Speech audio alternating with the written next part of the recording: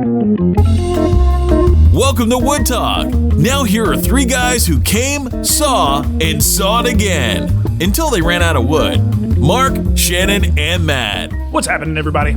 It's show number 557, and on today's show, we're going to talk about Handworks, dusk masks with beards, quartersawn oak, and why do my miters suck? But before we get to that, we want to let you know that WoodTalk is brought to you by Rockler. Rockler has been helping customers create with confidence for over 65 years. Rockler is giving away a $250 gift card to one lucky WoodTalk listener. Enter for your chance to win before September 30th at rockler.com/WoodTalk. And we wanted to let you know we have some information here about a winner. We like to know who won. Yeah, this one, not only do we know who won, we actually got a comment. This is from John Glick. He's in California. He was the winner of the June-July WoodTalk giveaway, and here's what he has to say. I started woodworking with power tools about 2 years ago and have recently discovered the joy in working with hand tools. I'm in the middle of building a hybrid workbench and was in need of another vise for it. This was perfect timing to be able to use the gift card for a bench vise and some other woodworking accessories. Love the show, and I'm looking forward to making my next trip to Rockler. To Rockler. That's great. Congratulations, it's John. amazing. Yeah, That's now great. we know what he got. So we're tying all the knots here. We wanted to know who wins, and we want to know what they got, and it's happening. I'm so excited. We especially want to know if you won and went to Rockler and bought a dust mask with a beard. Yeah, That's how I pictured that in my head. yeah, Exactly, right? Like, so in the case It's it added to obscures the- your beard, so Yeah. you can put the beard on the outside, so it's all continuous. Yeah, and even or for ladies those of us can who wear it can't to grow be a beard. incognito. There you go. Those of us who during COVID tried to grow a beard and still ended up looking like I was some sort of malnourished, maybe a cancer patient or something. It was awful. Get yourself a Just face did wig. not. It's perfect. You could use it that's to all I fill in the need. I need patches. I need the beard on my dust mask. Good idea. Oh man! If you want to help support this, whatever this is, this show thing, Whatever Whatever we call this this. is. whatever the hell, I don't know, whatever we're calling this, you can absolutely do Travesty so. of a podcast. It's something. It's something, all right. You can go to patreon.com/woodtalk and sign up to become a patron of the show. Who we got here to think? We got Shane Woodard, Christian Bear, and Jeff Kernohan. Whoa. Kernohan. Carbonaban. Yep, That's pretty close. sure There where were the no B came B's in or there. D's in there, but I don't know. There was That snuck in there somehow. good job. That H what is closed it? up. When you have a B that's not pronounced, it's silent. What do you call it when the B's pronounced but there's no B in it? Cremona. That's what you call Cremona. it. That's what Cremona it is. style. It's a Cremona consonant. Just add some vowels here and there and consonants for sure. wherever they feel like they should go. All right, so on this show, we've got some news, and that's something we used to actually do a lot when Vanderlist and I would do the show. We thought it was like, there's there was newsworthy. news? Yeah, there's newsworthy things happening, and I guess they're probably still happening. We just don't notice as much anymore. So I think we should try. No one's paying attention. Yeah, we're not paying attention. We've reached the age where it's just fingers in the ears, humming our own little tune. It's all happening. Yeah. We just don't notice.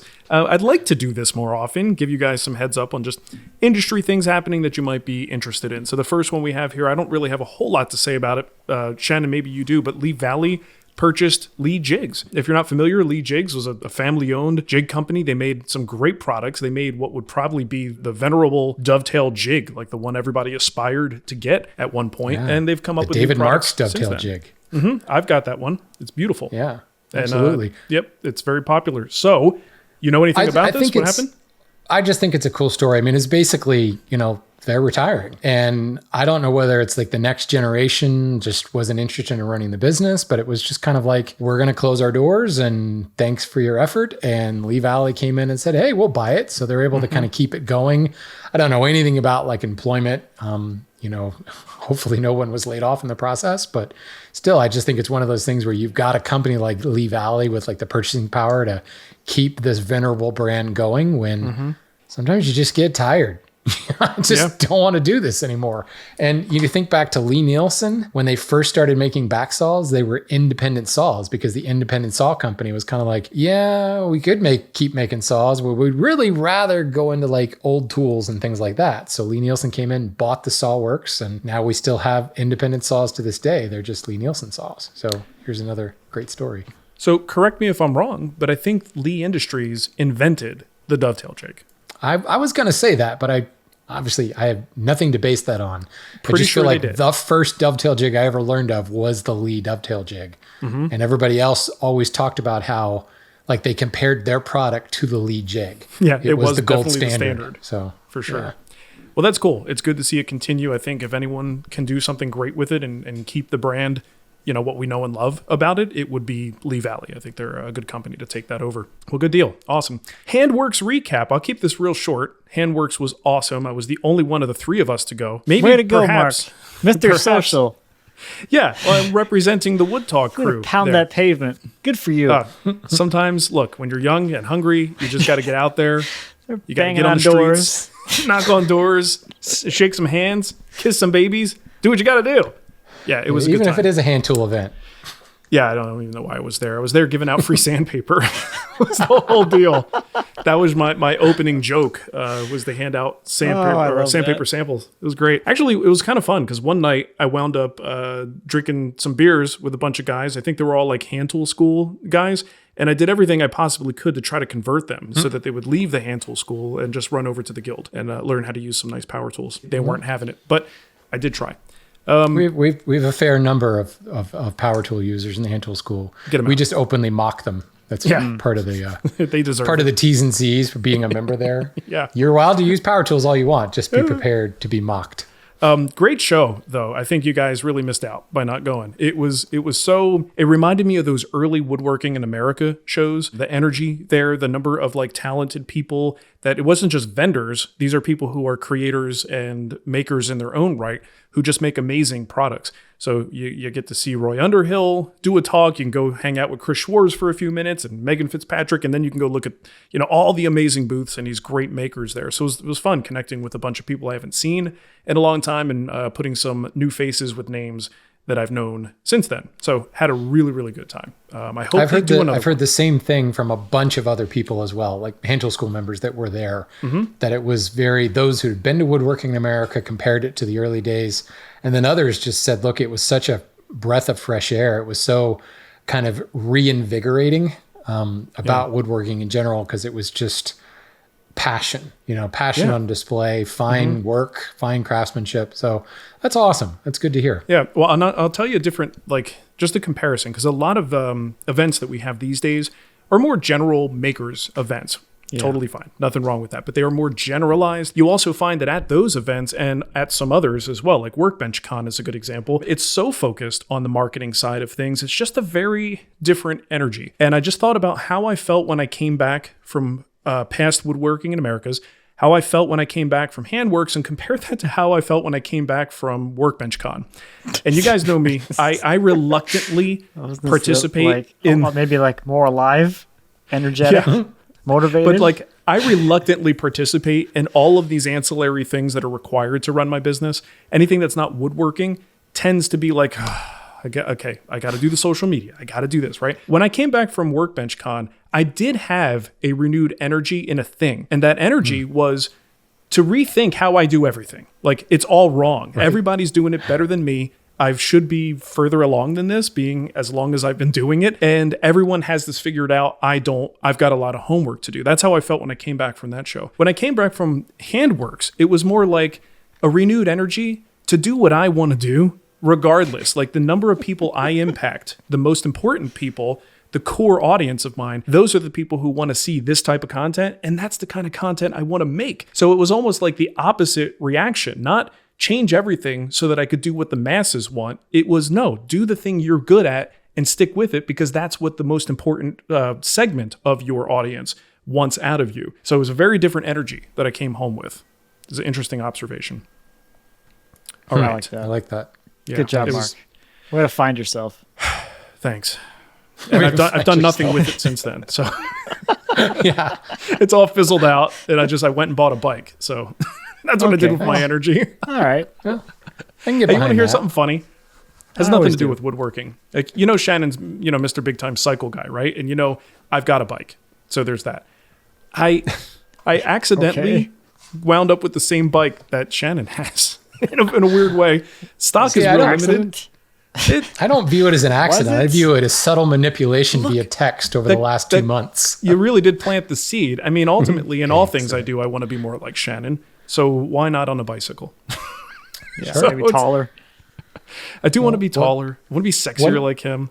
Yeah. One thing I discovered while you were at Handworks, Mark, I did a triathlon. That's why I wasn't at Handworks. Yeah. And I discovered that I can ride my bike 60 miles faster than I can run a half marathon.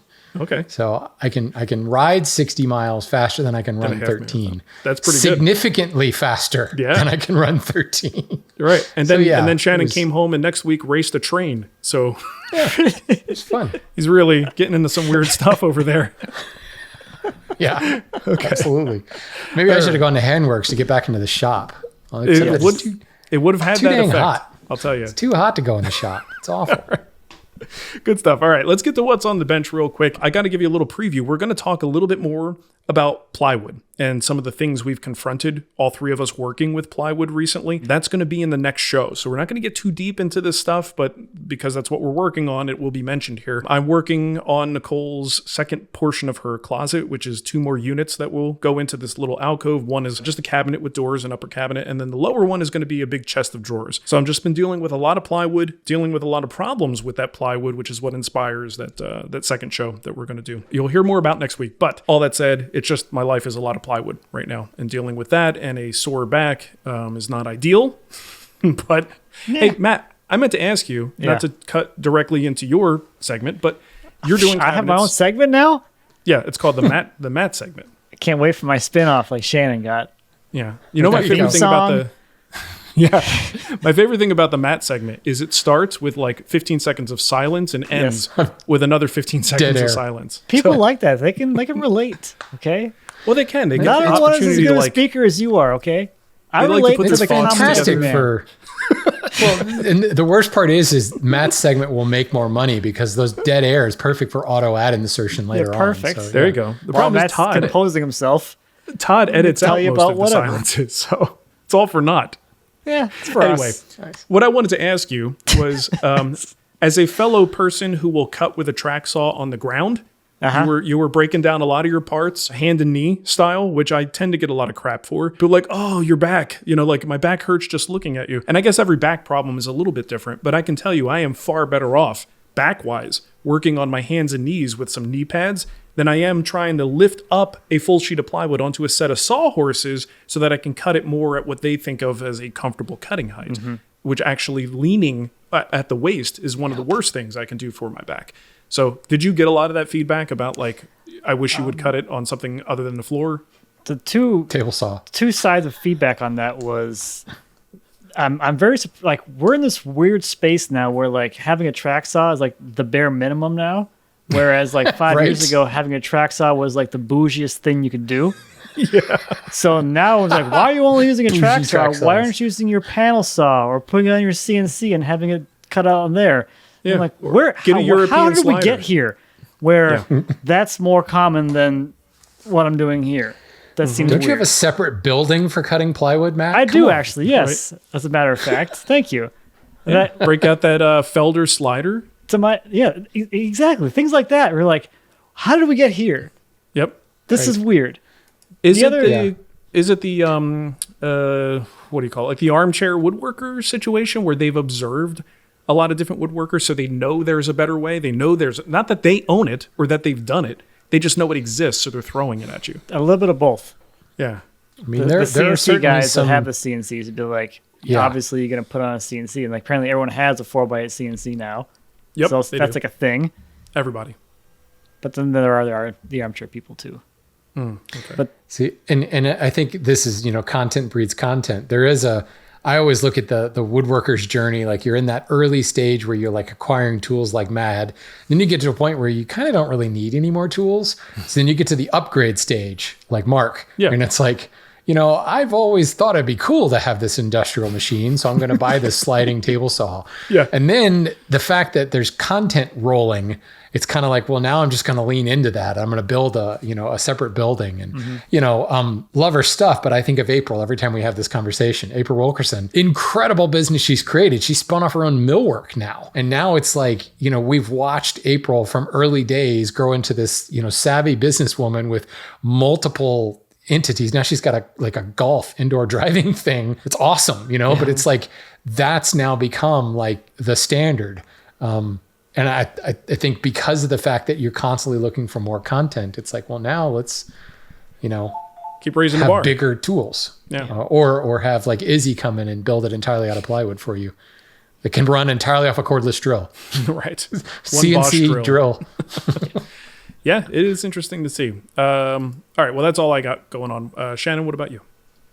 I'm actually doing some more plywood. Oh, good news. What was it? The shadow boxes that I kind of supplanted my project. That's out of the way and done. And I needed to go back to building this case. And ironically, as I talk about content breeding content, I'm specifically building this using crappy plywood. The thesis of the content being you don't have to spend $300 a sheet of plywood, and it's more about building to compensate for plywood. So yeah, I'm having the same fun that you are, Mark, but at least I paid much less per sheet than you did. No kidding. Maybe in the next show, that'll be part of our discussion, is some of the tips and tricks we use to tame some plywood that wants to misbehave.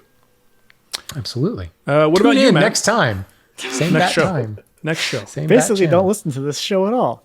This one doesn't count. Just skip to the next one. That's where weird. the good stuff is.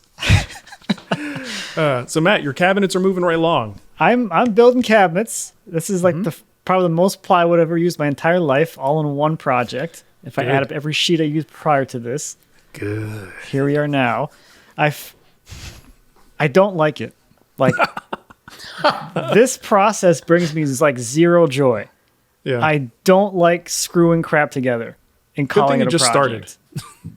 Well, it's I got some more exciting things coming later, but like just making the boxes, like I realized that I get zero joy to pocket holes, and I really hate pocket holes. Right. Just from like the standpoint of like it's not fun, and it just I don't. There's no. I like joinery. I've cemented the fact in my mind the last few days out in the shop, being like I like actual joinery with like wood precision and stuff. The pocket hole joints are way too imprecise.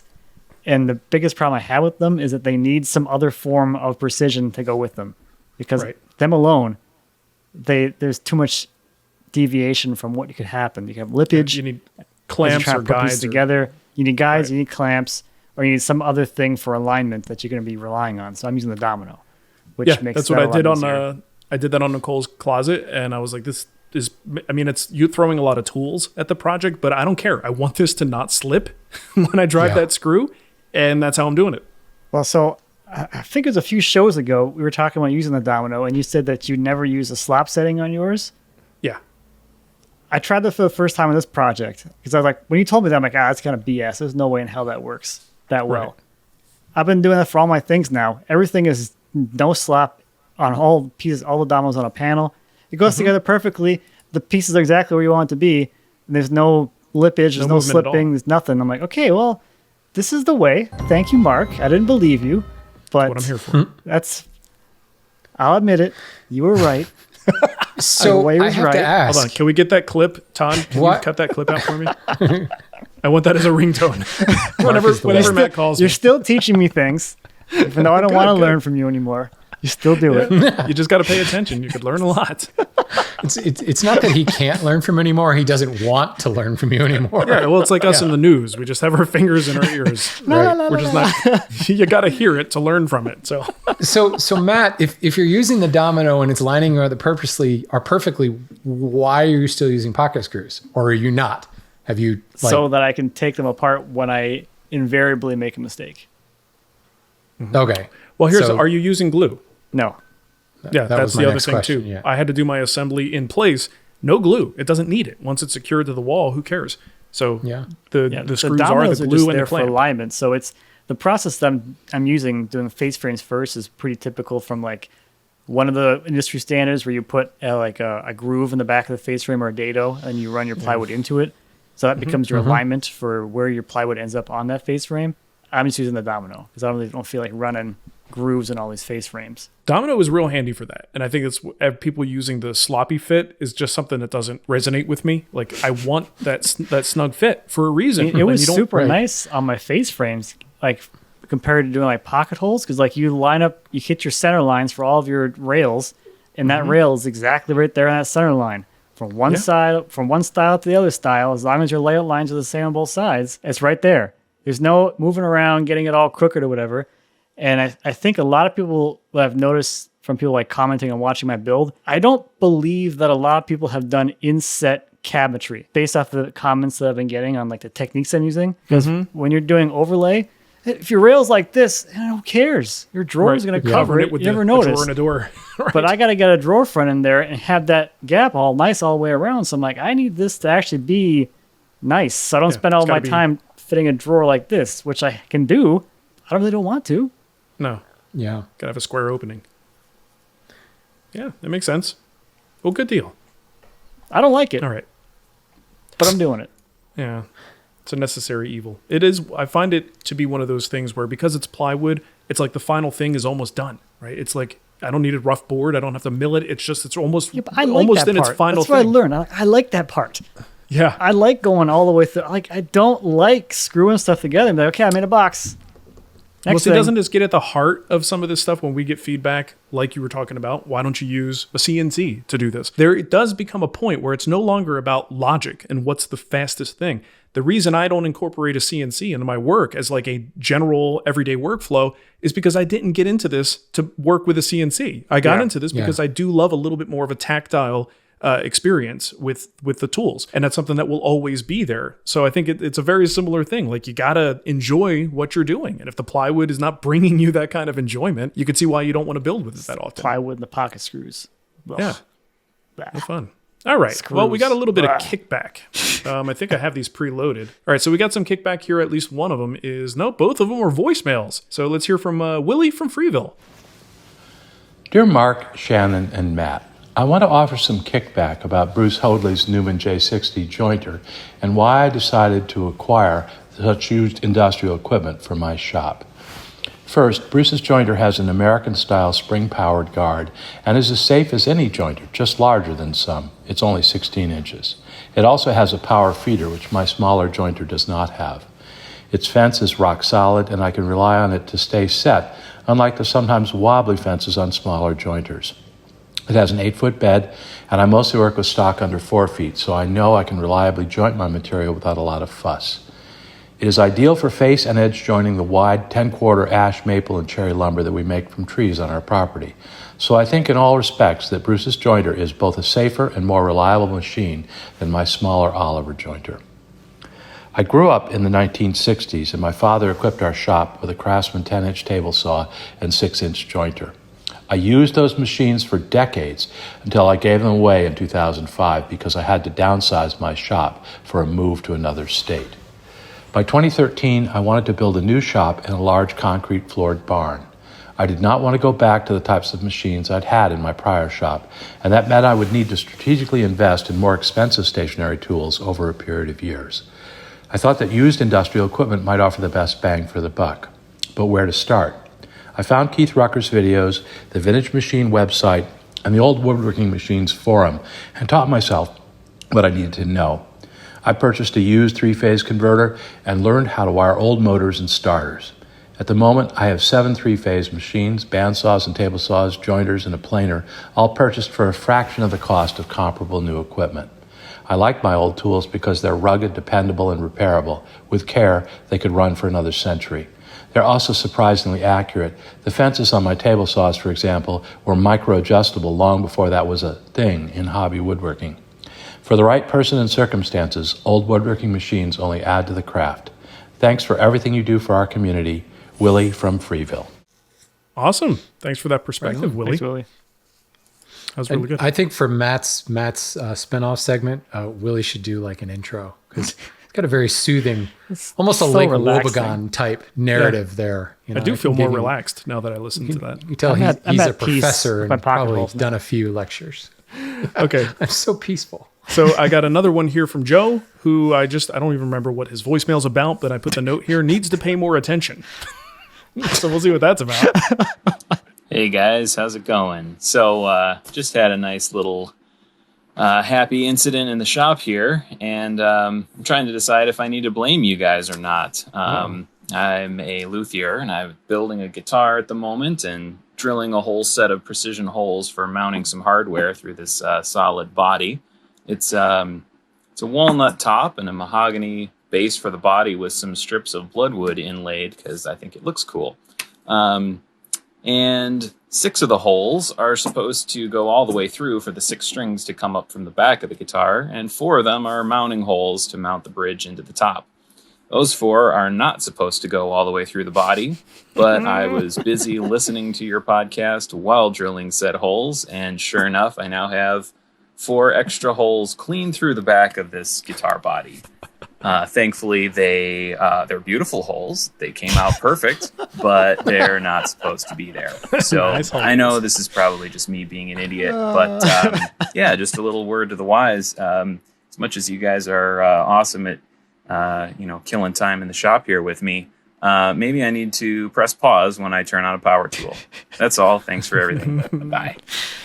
All right, we do have a picture really of this, holes. Shannon. Make sure you put those nice holes in the show notes so people can go see this picture. Totally. You know what I would do there, right? Like if it's not a functional thing that's a problem, I would just fill those with maple dowel and just make 4 little white dots for no reason. Like they're perfectly spaced, they're nicely aligned, boom, boom, boom. Yeah, they're pretty. Or ebony, right? I was going to say something not wood. I would think like precious metal or something like that. Put a nice grill on there. Actually, if you did Diamonds. make them, like let's say the parts, the metal parts to the guitar, whatever color that is, match that, whatever metal. Right. And then you'll confuse the crap out of people because it'll look like it's a component that needs to be there and it's just decorative. Yeah, You've I would started a whole new trend. Route a groove and connect all the dots together and make it like a line. Just a put like bar? an actual fret in it. Really screw people. It's There like, we go. An extra fret. It's like a ghost fret for no reason. For the this backside. is the brown note fret. It's Yeah. the brown note fret. Absolutely. That's pretty good. Hey, you guys know who else won't make you fret? Oh, God. Oh, well done. Well done. It's one of your better ones. I'll give you that. Kind of felt weak to me, but all right. I mean, yeah, but it was like a pun. Yeah, as well? sort of. All right. I'm improving. I'm getting better. It's only been like 3 years, so I'm getting there. All right, well, Rockler wants to know about their Dust Right Quick Connect router dust port and plate. This thing is really cool, you guys. You got to check it out. Rockler is excited to introduce the Dust Right Quick Connect router dust port. This little gem surrounds the router bit to dramatically improve dust collection from above the workpiece. It includes a plate that attaches to most mid-size routers and a clever rotational adjustment system that allows the shroud to move up and down, ensuring that the bit is completely enclosed. The base plate is clear acrylic, so you always have visibility. You can pick one up today at your local Rockler store or at rockler.com, and we have a link in the show notes if you want to go there directly. So, if you guys aren't familiar, this is kind of like one of the things I love about my Festool routers, is it has a shrouded sort of dust collection system built in. Well, this is something that can be added to any other router that effectively does the same thing. And let me tell you, like, you think it's a creature comfort to my right router down dust in is there. taken care of? It is so nice to not have dust just blowing all over the place whenever you're doing basic routing operations. It really is a nice addition to the shop. So the fact that they've got a generic one that probably fits, most routers out there, definitely something you want to look at. It kind of surprises me that it took someone, maybe there was a patent, like Festool's patent, and they couldn't do anything, kind of like the Traxall thing where suddenly everybody gets a Traxall. But like that was the whole reason that I bought, what was that, the OF 300 or whatever router. Yeah, 1500, the 1400. That thing was awesome. 1500. 1500. That is also not a word. Okay. Yeah. But you can go to Rockler to rent your 1500 if you want. Right. This thing's Only the 1500 though. $34.99 too. So cool. There is another one on the market. Oneida has one but I don't think it's got this kind of rotational thing going on. There's a lot more to this one. At $34, that's going to be hard to beat. So try it out. Let us know what you guys think. It's definitely worth it to get that dust under control in your shop. So somebody needs to invent this for Traxalls now. Yeah. Well, everybody's got them, so you figure someone would invent it at some point, right? Everybody's got a Traxall. Dust shroud for my Traxall. Shroud. Nothing's going to help you on that outside cut, though. Crap flies. That's why I want the shroud. Right. All right, let's get to our questions today. I got one here from Monte. He says, I've been doing more and more hand tool woodworking, so less and less dust producing activities, but I still have occasion to use the regular power tools for certain things. I've been striving to get better performance from my roll-around single-stage DC with add-on Cyclone pre-separator and upgrading my handheld power tools to ones with better built-in dust extraction. You should probably, for your router, I know where you can go get a nice little add-on. That'll keep that under control. But there are still operations like the edge cut on the table saw or with the router that just spew crap everywhere. One area I need to probably do better on is wearing some sort of dust mask and or respirator. I've avoided wearing them in the past due to having a beard and knowing that masks get a very poor, if any, seal as a result. I'm considering getting something like the Trend Air Shield, which is a powered respirator and face shield, and was wondering if you have any other suggestions. The funny thing is, it's not as effective with a beard, so you wear nothing. That's kind of silly. You know what I mean? Yeah. Like, that's not the choice to make there, Monte. Just put the mask on. It's better than nothing. I definitely feel like when I've got a little more 5 o'clock shadow, where I do actually some seasons, I do wind up growing a beard.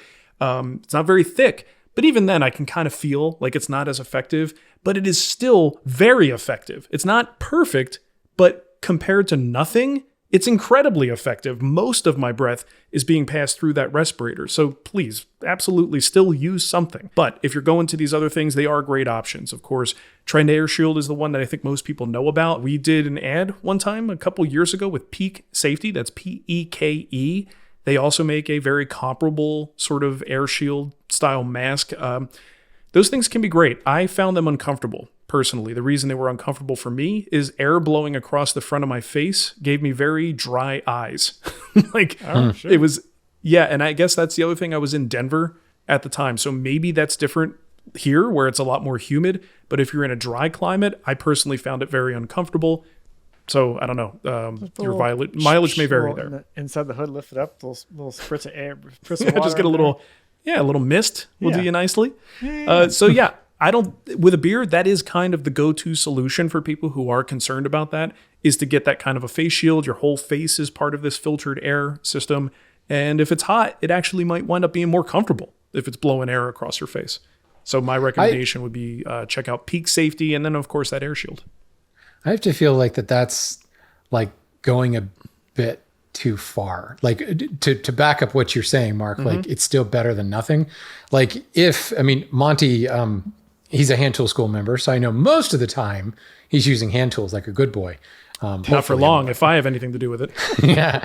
But let me buy you a beer, Monte. If he's, there's always that operation I find even in my shop, sometimes even certain hand tool operations that are going to produce a lot more dust. Like hand sawing in general, it's dumping, like as you come up on the backstroke, it's dumping dust right by your face.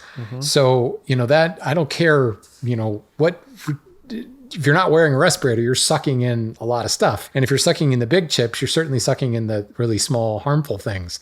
So I would just think for like the limited time that he's doing things, just throwing on that dust mask, it's going to filter the immediate thing. And having something like an air filter, air cleaner in your shop just to get the long standing stuff, I think would probably be, rather than going and, these trend things, they're what, 150? I don't know. I haven't priced them in so long. They're not cheap. No, they're not. But you're also like not going to be wearing them that often.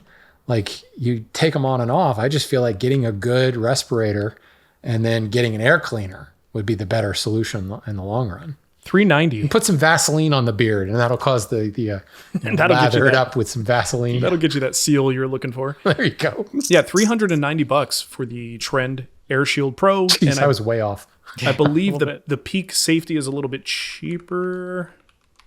It's called the Power Cap Respirator. Let's see if that's on Amazon or not. I mean, the reason I say that is like Trend, it's always marketed to wood turners because they're all day spewing stuff in their face, whereas most of the time you're not, like when you're working on a table saw or you're doing those track saw cuts, it's spewing dust, but it's not spewing it into your face. And if it is, that's what that little like rotational dust port thing is.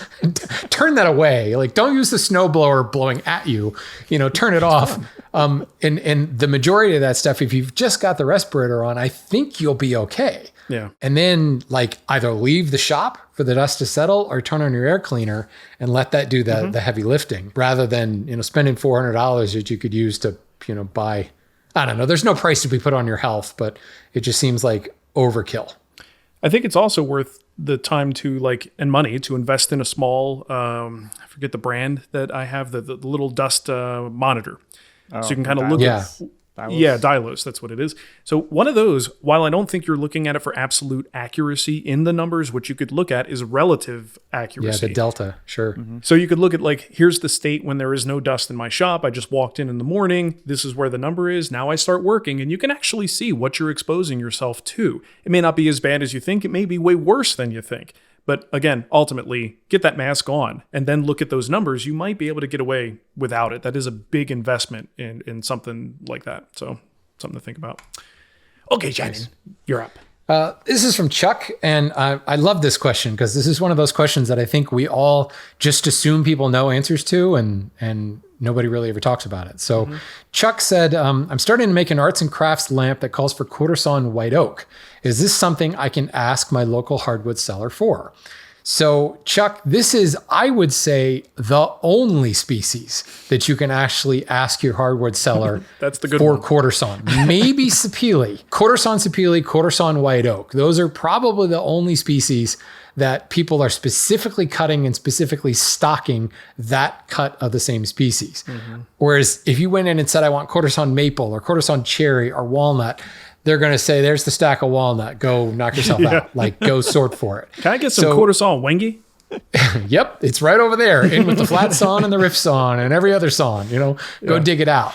So the important part, Chuck, is it's the last 2 inches of this board. Exactly. That's exactly where I'm going with this. Is there is generally a little bit of quartered, rift, and flat in every board. So you can go and buy specifically quartersawn white oak, and you will probably pay more for it. Although right now, as this is being recorded in September of 2023, I think you will find that quartersawn white oak tends to be one of the cheaper cuts of white oak because white oak is so incredibly popular right now. Rift is super expensive. Flat sawn is expensive. Quartersawn is the cheapest of the 3 right now. So for now, you could probably get it cheaper. But if you go and buy the flat sawn, what you'll find is on either side of that cathedral pattern is rift and quartered stock. So if for YouTube watchers, or if you're not watching YouTube, here's a good time to tune in. You've got that little frown or smiley face on the board. The side parts of the curve is rift and quartered. So you can buy any old flat sawn board. Good Lord. I told people to watch. Now's when you tune out of YouTube because of what Mark's doing right now. I want to make sure people are getting something good for their money. Oh Lord, I'm trying to educate people. This is the content that Marc wants to create. This is what he learned in Handworks. This is what he wants. This content. I was inspired. Sorry. Yeah. Anyway, trying to teach people here, Marc. We're trying to talk about wood on WoodTalk. Okay. Sorry. Yeah. Foreign So, concepts. Chuck, easy answer is if you really want an answer to this, tune into the lumber update where there's actual useful information that's done. No, seriously. Now, for quartersawn white oak, yes, you can go and buy it. You might end up spending a little bit more money. Or if you know like your parts list, like he's building a lamp, it's probably not really wide pieces. I would actually recommend going and buying flat sawn and then cutting the wood on either side of the cathedral pattern out in order to get quartered and rift. And you'll actually be able to use the center cathedral pattern maybe for something else. And you won't necessarily have to go and dig through a bunch of piles of lumber in order to do that. There you go. There's the long answer is yes, you could, but probably don't. Okay. All right, Matt, That you're just up. confused things more. That was lovely. That was an improper summation. This question is from Christian. It says, what am I doing wrong? My miters are never perfect. Always just off a bit. I'm a hybrid woodworker. My box joints are good. My dovetails are square. Not a simple miter. I have every angle gauge known to mankind and still off. WTF. Please help. P.S. I'm one of the crazy people who 8 months ago found your podcast and started at the beginning. And yes, I'm caught up. Whoa. That's terrifying. Wow, that's a lot in 8 months. Is it the same after that experience? If you play them back to back, how long is it? I feel like we could easily. No one knows. If you listen to it continuously, it probably would take 8 months to listen to everything.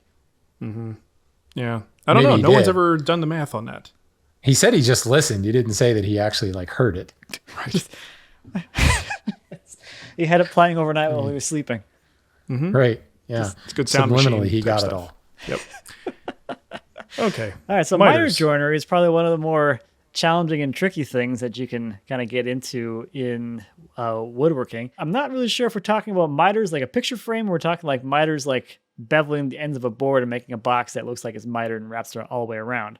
So I'll go through and talk about a few little things. So first off, I think if you don't have like perfectly milled stock, like nice and flat, nice and square, nice and parallel, you're going to have a god-awful time trying to get those miters to actually be like air quotes perfect. Because if you're trying to cut something like that and that board's moving like if you're doing it on a table saw and your board has like a cup in it and you're trying to rip a cross cut like a bevel on the end to make that miter joint for a box and that board has a cup in it, as you go over it, the miter is actually changing all the way across the entire thing. So that board has to be like dead flat down to the table the whole time as you're feeding it through. Otherwise, you're going to be chasing yourself with this. Another kind of interesting thing is, okay, you got angle gauges, but I feel like if you have angle gauges that are accurate and you're checking your workpieces, then it shouldn't be as big of a problem. So one common thing that I see a lot of people doing and having problems with is that they set their table saws to 45. I think I set to 45, and they never check the workpiece to see if it actually cuts the workpiece at 45. So if you have, the angle gauge should be used on your workpiece after you set up your saw, just to confirm the cut you're getting is actually there and where it needs to be. The other thing that I've done in the past to kind of tweak things is use a hand plane. I mean, you're a hybrid woodworker. It's very easy to take your angle gauge and your hand plane at the bench and just bring that angle right back to exactly 45. If for whatever reason one board didn't come off the table saw perfectly at 45, you can tweak it pretty easily. Then the kind of the last thing with this is if you're making that perfect mitered box, a frame, a box, whatever, the two opposing sides have to be exactly the same length. Like exactly the same length. There's no like getting away from it kind of thing. And that becomes increasingly difficult if you're trying to do a mitered case piece, because then you need to make sure your piece is actually cut square on the end. Because if it's cut at some kind of weird angle and the meeting piece on the bottom is cut at the opposite angle for a reason, because you're not cutting perfectly square, that's going to throw things off too. So square and 45. There's actually two angles. It's a compound cut. It's 90 and 45. Those are a few things to kind of It's good. Help, maybe help. Good primer. No, I mean, if the thing that gets me on stuff where I make a mistake here, if the piece that I'm cutting or the way that I'm cutting it, it's not secured well, even just a little tiny slip. And when you're cutting a miter, let's say with, let's say you're doing on a table saw and you've got a miter gauge, if you don't have something stopping that or a real good grip, it doesn't take much pressure for that thing just to slip just a little bit. Because the cut force is trying to push it. Yeah, exactly. And not only you'll have like a curve. Not only do you you might not only have an angle that's slightly off, but now you may have a length issue, like Matt was talking about, that makes it even worse. Yeah, and it's a cumulative joint. Yes. It's cut the same way, and so you set it up and you make 4 cuts, but if it's off half a degree, now the entire box is off what? 2 degrees? 2. I'm good. 2 degrees. Pretty good, man. It's hard to line up. Honestly, I've found, and this is not a hand tool thing, it's more of like, to quote Christopher Schwarz, a coarse, medium, and fine thing.